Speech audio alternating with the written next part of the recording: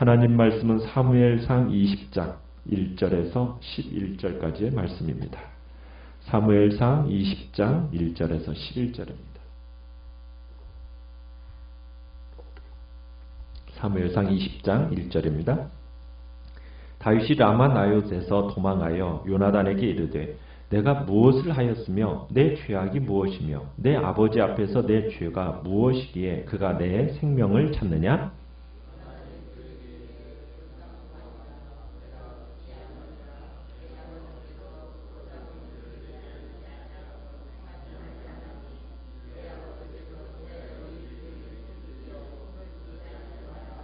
다윗이 또 맹세하여 이르되 내가 내게 은혜 받은 줄을 내 아버지께서 밝히 알고 스스로 이르기를 요나단이 슬퍼할까 두려운즉 그에게 이것을 알리지 아니하리라 함이니라. 그러나 진실로 여호와의 살아계심과 내 생명을 두고 맹세하노니 나와 죽음 사이는 한 걸음뿐이니라.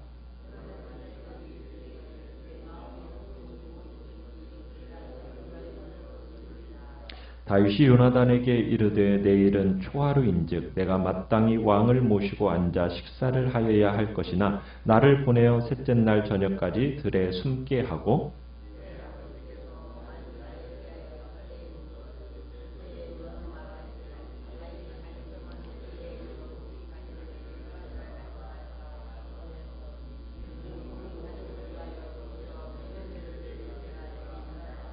그의 말이 좋다 하면 내 종이 평안하려니와 그가 만일 노하면 나를 해하려고 결심한 줄을 알지니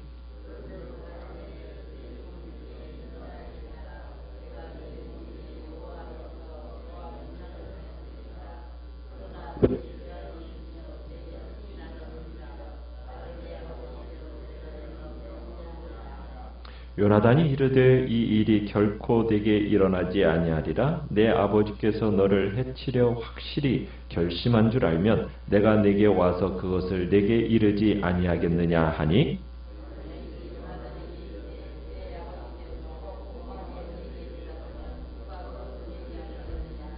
같이 읽습니다. 요나단이 다윗에게 이르되 오라 우리가 들로 가자 하고 두 사람이 들로 가니라. 아멘. 오늘 말씀의 제목은 진실한 우정이 있기까지라는 제목으로 말씀을 나눕니다. 사울의 살기등등한 위협과 끈질긴 추적을 피해서 다윗이 사무엘의 선지학교가 캠프가 있는 라마나요시라는 곳으로 도망을 하게 됩니다. 사울 왕에게 어떻게 보면 정적으로 몰려서 지금 망명길에 나설 수밖에 없는 다윗이 라마나요시라는 곳을 피해서 사울에게 의지해 보려고 한 거예요. 그런데 이 소식을 들은 다윗이 이 소식을 들은 사울이 다윗을 잡으려고 사람을 보내죠. 세 차례에 걸쳐서 사람을 보냈습니다. 그렇지만 번번이 그들에게 성령이 임하면서 그들이 예언을 하게 되고 그리고 사울의 모든 도모는 수포로 돌아가게 됩니다. 하나님이 연거푸 초자연적으로 간섭을 하고 그렇게 보호하시니까 이제 이번에는 사울이 직접 갔어요. 자, 사울도 갔는데 사울에게 또 어떤 일이 일어났습니까? 사울마저도 하나님의 영에 붙들려 가지고 예언을 하게 되죠.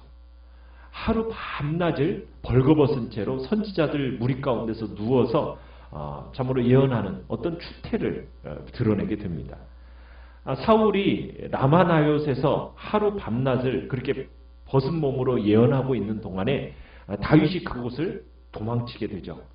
그리고는 누구를 오늘 찾아가게 됩니까? 요나단을 찾아가게 됩니다. 요나단을 찾은 다윗이 자신의 원통함을 요나단에게 털어놓습니다. 1절에 보면은 이렇게 얘기를 해요. 내가 무엇을 했냐는 거예요. 내 죄악이 뭐냐? 네 아버지 앞에서 내 죄가 뭐기에 그가 내 생명을 찾느냐? 그러면서 사울 왕의 그 부당한 박해를 강력하게 하소연을 합니다. 그러면서 8절에 가보시면 8절에도 이런 얘기를 끝에 보면 이렇게 적어놓고 있어요. 내게 죄악이 있으면 네가 친히 나를 죽여라. 나를 네 아버지께로 데려갈 이유가 뭐냐? 그러면서 이 상황이 매우 절박하다라는 것을 피부로 느끼고 있었어요.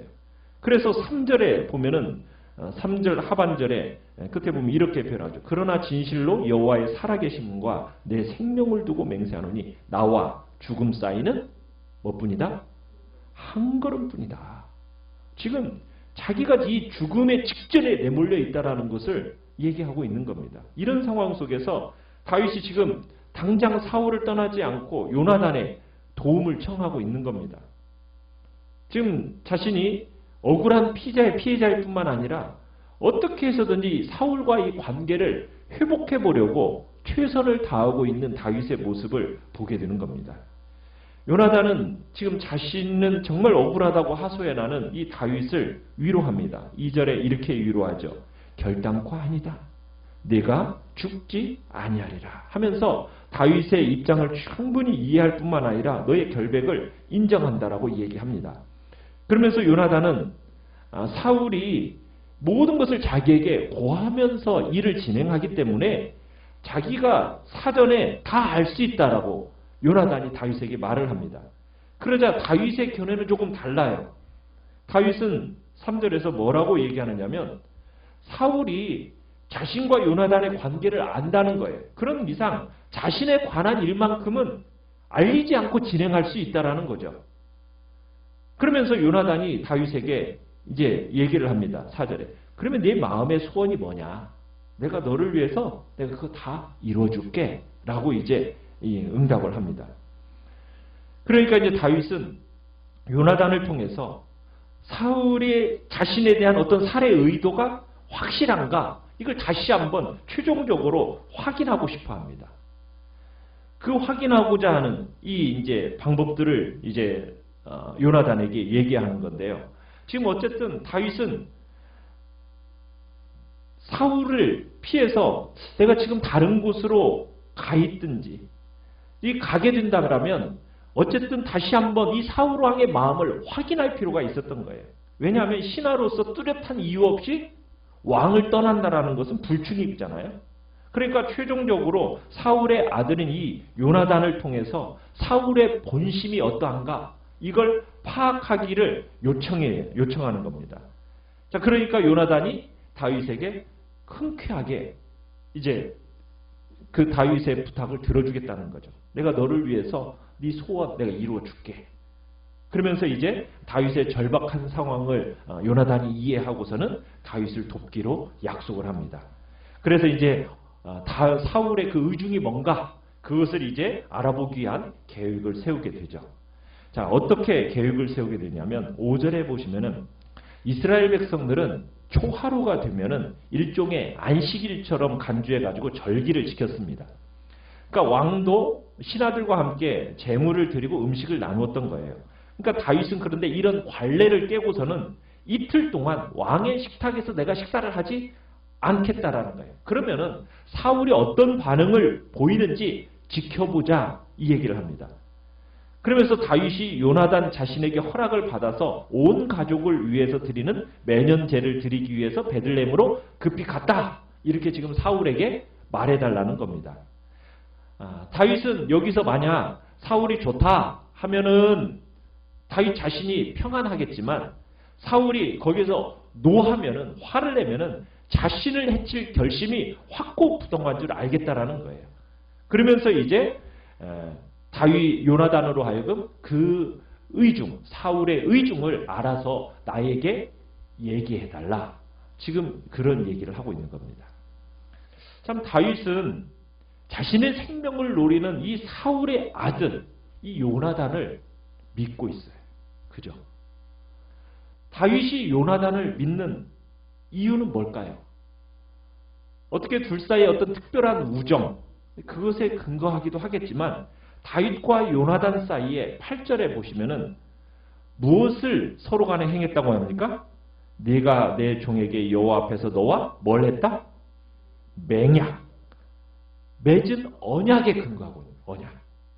그래서 다윗은 요나단에게 다시 한번 자신과 하나님 앞에서 그 맺은 언약에 근거해서 자기를 지금 맡기고 있는 거예요. 그러니까 다윗은 요나단에게 있어서 다시 한번 자신과 맺은 그 언약에 충실할 것을 요청하고 있는 겁니다. 계약적인 의리라고 할 수가 있겠죠. 그 계약적인 의리 지켜달라는 거예요. 다윗은 요나단에게 지금 이전에 하나님 앞에서 맺은 그 언약을 상기시키면서 8절에 그렇게 해야죠. 그런즉 바라건대 내 종에게 어떻게 행하라? 인자하게 행하라. 이렇게 해서 인자하게 행하라. 인자하게 행하라 라는 이 표현은 뭐냐면 약속을 충실하게 이행해라. 지금 이것을 의미하는 겁니다. 그러니까 다윗은 요나단에게 그들과 함께 맺은 이 세운 언약, 약속, 이것에 신실할 것을 요구하고 있는 겁니다. 그러면서 요나단은 그 언약의 근거에서 신실한 우정을 다시 한번 재확인시켜주고 있는 겁니다. 요나단은 다시금 사울이 다윗을 죽이지 않을 것이라는 것을 안심시킨 후에 만약 다윗 너를 해칠 결심이 확실하게 서 있다면 내가 반드시 너한테 알려주겠다. 이렇게 약속을 하고 있는 거죠. 평생 사울의 칼을 피해 다녀야만은 이 다윗에게 있어서 요나단이라는 존재는 어떤 존재로 나타나고 있느냐. 어떻게 보면은 다윗에게 있어서 요나단은 생명의 위기를 이겨나가게 하는 희망이었습니다. 어떻게 보면은 기름 부음 받은 종의 소명을 끝까지 포기하지 않도록 지탱해주는 버팀목과 같은 역할을 한 사람이 바로 다윗에게 있어서 요나단이었죠. 사울의 광기, 발광, 비열함, 증오, 이 모든 것을 겪는 과정 속에서도 다윗과 요나단의 이 우정 변치 않으면서 그 사랑을 다시 한번 확인시켜주는 그런 일이 다윗과 요나단 사이에서 있게 됩니다. 그러니까 다윗에 대한 이 요나단과 요나단의 이 사랑과 우정이라는 것은 참 다윗이 시리에 빠져 있고 어떻게 보면 다윗이 정말 마음에 말할 수 없는 낙심과 절망에 빠져 있을 때 그를 위로해주고 지탱해줄 수 있도록 공급해주는 선물과 같은 존재가 바로 이 요나단이었다고 볼 수가 있는 겁니다. 우리가 이 세상을 살아가면서 많은 사람들을 만나게 됩니다. 많은 경우에 있어서 사람들은 겉모습만을 보고서는 그 사람들이 판단합니다. 다른 사람도 나를 그렇게 판단하고 나도 혹여 다른 사람을 겉모습으로 판단할 경우가 있죠. 그러면서 주로 사람들의 생각은 뭐냐? 이용 가치를 저울질하고 그리고 그 이용 가치를 따라서 내가 저 사람으로부터 뭘 얻어낼 수 있을까? 이런 계산을 하는 가운데 관계를 맺어갑니다. 그러다 보면 어떤 사람은 나에게 이용 가치가 없으면 별로 필요 없는 사람으로 생각하게 되고 그리고 이용 가치가 있다라면 그 사람과 붙으려고 합니다. 참 세상은 그래요. 사람을 사람으로서 대우하려고 하지 않습니다. 곁에 있는 많은 사람들 가운데 많은 경우에 이용 가치를 따져서 사람들과의 관계를 맺어가는 경우 그건 어떻게 보면 사람의 존재 이하로서 대우하고 있는 거죠. 그러나 우리는 사람들과의 관계를 어떻게 맺어가야 됩니까? 사람을 이용할 목적으로 우리는 바라봐서는 안 되죠. 넉넉한 마음으로 우리의 내면의 진실함에 가지고 그들을 관심을 가지고 나아가는 것이 중요한 겁니다. 약점을 잡거나 흠집을 내려 하는 것이 아니라 우리의 속생각을 함께 나눌 수 있고 우리의 삶의 어려움을 이해해주고 우리를 진심으로 도와주고 서로 도울 수 있는 그런 관계를 맺어가는 그 인간과의 관계가 우리가 예수 그리스도 안에서 맺어가야 할 관계임을 주님은 우리에게 말씀하고 계시는 겁니다. 다윗에게 있어서 그 진실한 친구였던 요나단이 있었던 것처럼 우리들도 예수 그리스도 안에서 그러한 진실된 친구인 그런 요나단을 서로 만들어가고 그리고 내가 그런 요나단이 되어줘야 되는 겁니다. 요나단이 없었다면 다윗은 기름 부음 받은 종으로서의 소명을 포기하고 실족하였을 수가 있었을 겁니다. 다윗에게는 요나단이 꼭 필요했던 거죠. 우리에게 있어서도 정말 다른 이에게 정말 요나단이 많이 필요한 것처럼 우리도 요나단 같은 존재로서 그러한 복된 자리에 우리가 있기를 간절히 바랍니다. 정말 어렵고 힘든 위기 속에서 더욱 빛을 발하는 진실한 우정을 나눌 수 있는 복된 관계들을 만들어가는 아름다운 자리에 우리 모두가 있기를 간절히 축원합니다. 말씀을 생각하면서 기도하시고 생각하면서